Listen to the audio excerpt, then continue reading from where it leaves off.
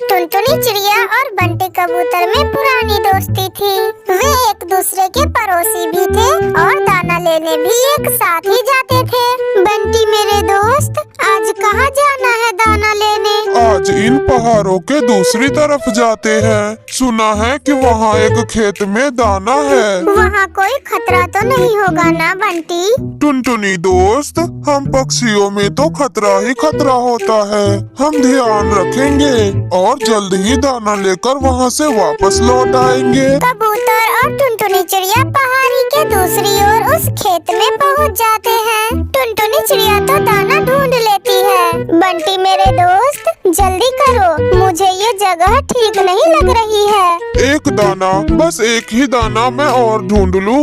आसमान से एक चील बिजली के तेजी के साथ आता है और टुनटुनी चिड़िया को पकड़ लेता है। बंटी कबूतर थोड़ा दूर था, वो उड़कर एक पेड़ के पीछे छुप जाता है। बचाओ बचाओ, मुझे बचाओ मेरे दोस्त। भाग गया? तेरा दोस्त तुझे छोड़कर भाग गया। ये सब दोस्त सिर्फ नाम के होते हैं, काम के नहीं होते। चल चिड़िया, मुझे बहुत जोरों की भूख लगी है। मैं अकेला ऐसे इस बड़े चील से मुकाबला नहीं कर सकता। मुझे अपनी दोस्त टुनटुनी को बचाना होगा। बंटी कबूतर जल्दी से अपने दोस्त कालू कौवे के पास जाता है और उसे सारी बातें बताता है। मैं तुम्हारी दोस्त को बचाने में तुम्हारी मदद करूंगा। हमें जल्दी से गुफा में जाना होगा। हम योजना बनाएंगे और हमें बुद्धि से काम लेना होगा। फिर ही हम उस चील का मुकाबला कर सकेंगे। बंटी कबूतर अपने दोस्त कालू कौवे को साथ लेकर वहाँ से उड़ता है। चील ने टुनटुनी चिड़िया को गुफा में कैद कर लिया था। चिड़िया, तुम चिंता ना करो, मैं तुम्हें रात के डिनर में खाऊंगा। अभी रात तक तुम जिंदा हो। मेरा पुराना दोस्त मुझे मुसीबत में छोड़कर भाग गया। मुझे अपने दोस्त से ये उम्मीद न थी। बंटी कबूतर और कालू कौवा फूलों के बाग में जाते हैं। बंटी मेरे दोस्त, ये लाल फूलों का रस मेरे शरीर पर लगा दो, ऐसा लगे जैसे कि ये खून हो। कालू मेरे दोस्त, तुम ऐसा क्यों कर रहे हो? बंटी, हमें बुद्धि से काम लेना होगा। मैं जैसा कहता हूँ तुम वैसा ही करो। फिर बंटी कबूतर अपने दोस्त कालू कौवे के शरीर पर लाल गुलाब का फूल तोड़कर उसका रस ऐसे लगा देता है जैसे खून हो। फिर बंटी कबूतर और उसका दोस्त कालू कौवा चील के गुफा की ओर जाते हैं। बंटी कबूतर दूर छुप जाता है और उसका दोस्त कालू कौवा गुफा के बाहर शोर मचाता है। बचाओ बचाओ, कोई मुझे बचाओ। ये आवाज सुनकर चील बाहर आता है। बचाओ, मुझे बचाओ, वो चील मुझे मार कर गई है। मैं अभी बचाता हूँ तुम्हें। आज तो दो शिकार मिल गए, एक चिड़िया और एक कौवा। ऐसा कहते हुए वो चील कालू कौवे को उठाकर गुफा में ले जाता है। कौवे, तुम्हें तो बांधने की भी जरूरत नहीं है। थोड़ी देर में तुम तो खुद ही तरफ कर मर जाओगे। कालू कौवा मरने का नाटक करता है और अपनी सांसें रोक लेता है। मुझे छोड़ दो, मुझे छोड़ दो। चील, इस कौवे को खा लेने से तुम्हारा पेट तो भर ही जाएगा, मुझे जाने दो।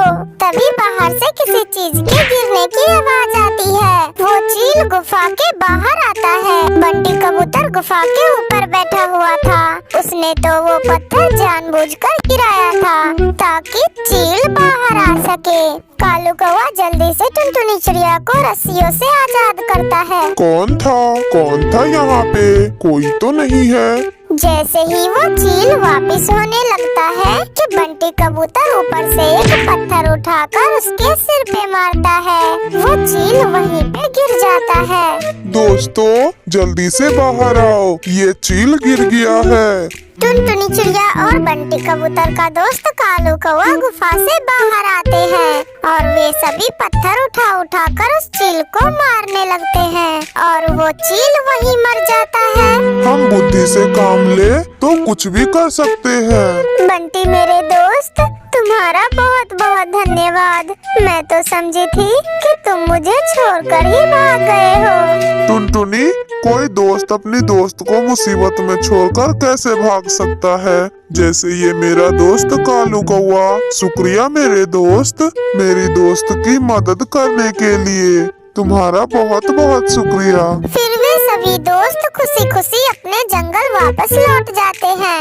मेरे प्यारे दोस्तों, इस कहानी को लाइक करना बिल्कुल मत भूलना। टुनटुनी चिड़िया दाना लेने ही निकली थी कि तभी रास्ते में गोरी कवि उसे रोक लेती है। टुनटुनी, टुनटुनी बहन, मैं भी दाना लेने ही जा रही थी, तुम मुझे भी अपने साथ ही ले लो। गोरी बहन, मुझे दूर वाले जंगल जाना है, क्या तुम इतनी दूर तक उड़ सकती हो मेरे साथ? तो और क्या टुनटुनी, मैं क्या बुरी हो गई हूँ जो मैं नहीं उड़ सकती? मैं तुमसे ज्यादा तेज उड़ सकती हूँ, ठीक है? अच्छा, तो फिर चलो मेरे साथ, मुझे देर हो रही है। ऐसे फिर गोरी कवि भी टुनटुनी चिड़िया के साथ उड़ने लगती है। टुनटुनी चिड़िया आगे आगे उड़ रही थी और गोरी कवि पीछे पीछे उड़ रही थी। ऐसे दोनों उड़ते उड़ते घने जंगलों में पहुंच जाती है।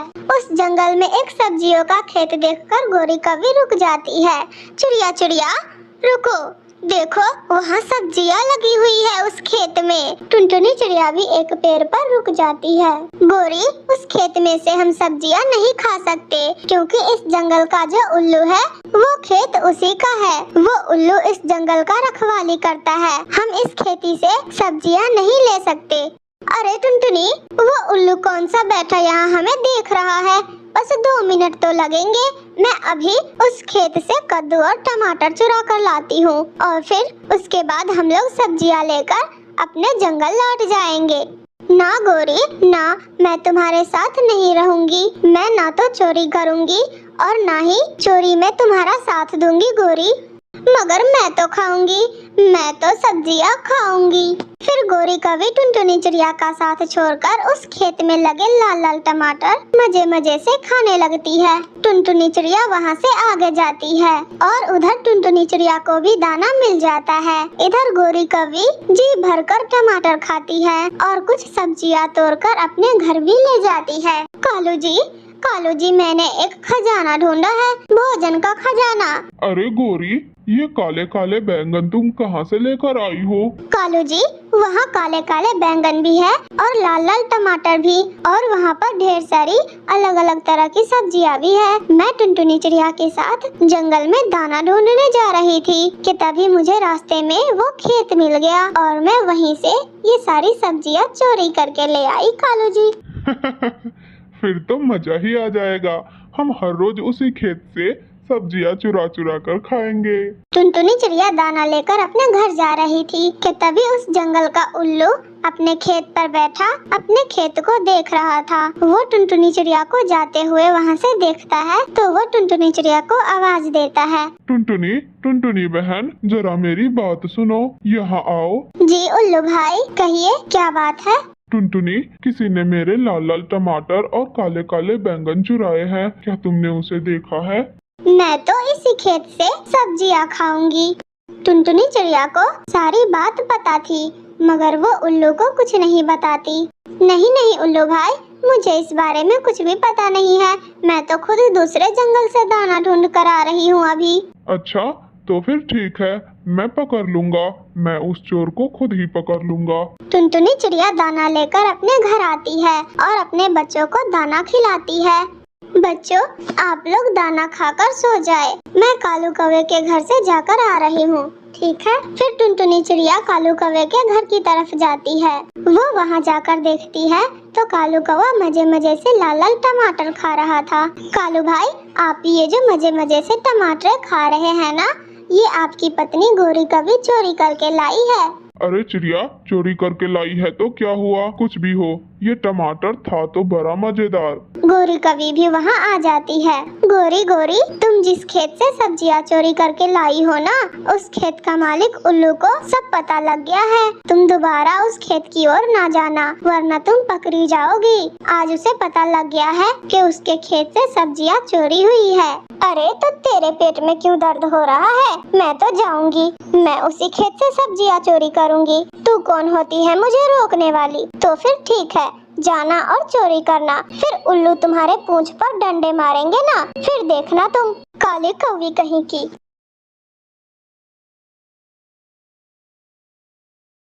अरे बंटी जी, आज तो आप जल्दी उठ जाओ, आज मुझे अपने मायके जाना है।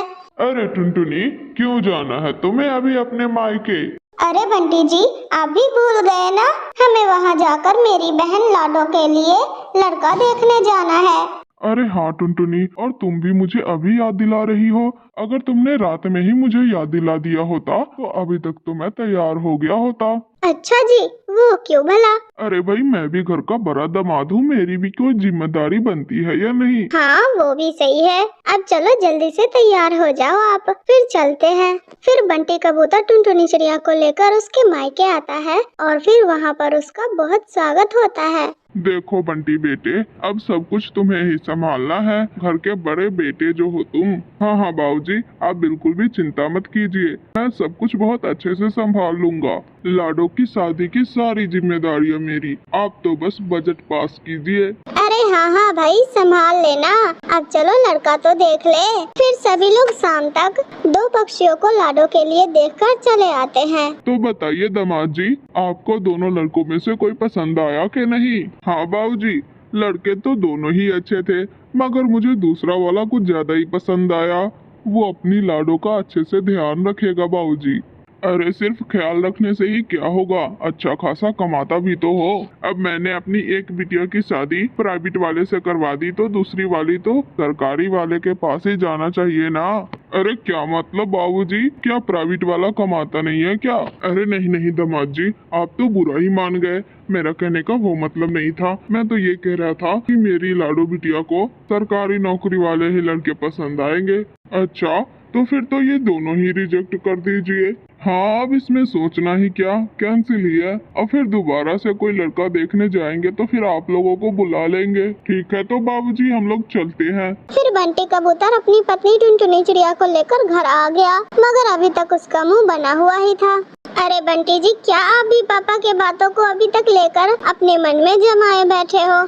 अरे तो क्या करूँ टुनटुनी, अब इनको सरकारी नौकरी वाला चाहिए। अरे पता भी है सरकारी नौकरी वाला चिड़ा कितना दहेज मांगेगा हम लोगों से। अरे जी आप भी ना, आजकल कौन दहेज मांगता है, अगर पापा को सही लगेगा तो दे देंगे ना वो उसे दहेज। अच्छा ये सही है। अरे मुझे तो लगता है उनकी दूसरी बेटी भी प्राइवेट नौकरी वाले के पास ही जाने वाली है। फिर कुछ ही दिनों बाद टुनटुनी चिड़िया के पिताजी का फोन आता है। हाँ पापा, क्या बात हो गई, आज तो आपने इतनी सुबह सुबह ही फोन लगा दिया। अरे टुनटुनी बिटिया, अपनी लाडो बिटिया के लिए लड़का देख लिया है हमने, और आज शाम को सगाई भी रखी है। टाइम से तुम और दामाद जी आ जाना। ठीक है पापा, हम लोग आ जाएंगे। अरे क्या हुआ टुनटुनी, फिर से लड़का देखने जाना है क्या? अरे नहीं जी, लड़का नहीं, आज सगाई है। क्या आज सगाई है? ये कब हुआ? ऐसे बाबूजी ने लड़का भी देख लिया मुझे बिना बताए ही। क्या आपको नहीं पता था? मुझे तो सब पता था। अरे तो मुझे बताया क्यों नहीं? अरे जी, लड़का वो सरकारी नौकरी वाला था ना, इसलिए मैंने आपको नहीं बताया। पर क्यों टुनटुनी, अभी से ही तुमने मुझे पराया कर दिया। अरे नहीं जी, आप परेशान हो जाते हैं ना, इसीलिए। अच्छा चलो, अब जल्दी से अपने होने वाले सारू साहब के लिए गिफ्ट ले लो। हाँ, अब जरा मैं भी तो देखूं सरकारी नौकरी वाला दामाद।